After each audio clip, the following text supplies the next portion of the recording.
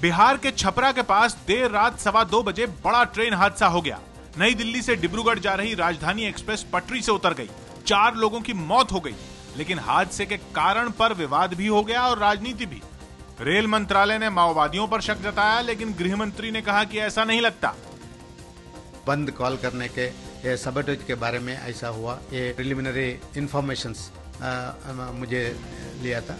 नक्सलियों ने अगर ये किया तभी इनकी जिम्मेवारी बनती है, क्योंकि ये पूर्व सूचना था। आपने क्या किया, प्रिकॉशन लिया। बुलेट ट्रेन जैसे चीजों को ले आना, उसकी सुरक्षा के लिए बहुत कुछ काम करने की जरूरत है, और उस तरीके का काम कोई हो रहा है इसका ये कोई नजर नहीं आ रहा। लेकिन क्यों नहीं पता चल पा रहा कि हादसे की वजह क्या है? प्रकाश कुमार हमारे साथ जुड़ रहे हैं। आप हादसे की जगह पर भी गए। प्रकाश, ये क्यों नहीं पता चल पा रहा, वजह क्या है हादसे की? अलग अलग मंत्रालय अलग अलग बात क्यों बोल रहे हैं?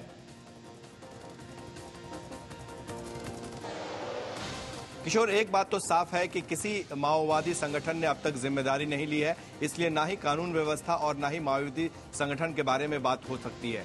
जो दूसरी बात है, तकनीकी जो जानकारी है कि क्या जो क्लिप था स्लीपर से जोड़ने वाले, जो ट्रैक्स को जोड़ने वाले, वो क्लिप क्या पहले से निकाले गए थे या फिर बाद में जब उस पर दबाव पड़ा और जो खराब जर्जर स्थिति थी ट्रैक की, उस वजह से ये हादसा हुआ।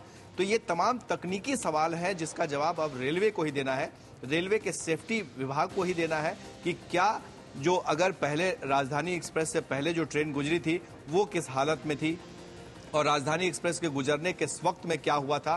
तो ये तमाम सवाल अब सिर्फ और सिर्फ रेलवे को ही देना है। 3-4 ऐसे पहलू हैं जिसकी जानकारी अब तक रेलवे ने किसी को जाहिर नहीं की है। ना ही रेल मंत्री ने, जब वो दौरा कर रहे थे तो उनसे पूछा गया कि पहले आपने कहा सेबोटाज है, माओविस्ट का है, तो उन्होंने इनकार कर दिया कि मैंने ऐसा कभी नहीं कहा। दूसरी बात कि क्या आपको लगता है कि कोई और बाहरी फोर्स आकर इसमें कुछ किसी ने किया हो कानून व्यवस्था की स्थिति को, तो उन्होंने इनकार कर दिया। तो ऐसे में जो टेक्निकल एस्पेक्ट है वो जब तक सामने नहीं आएगा तब तक ये कहना मुश्किल है कि आखिर वजह क्या रही।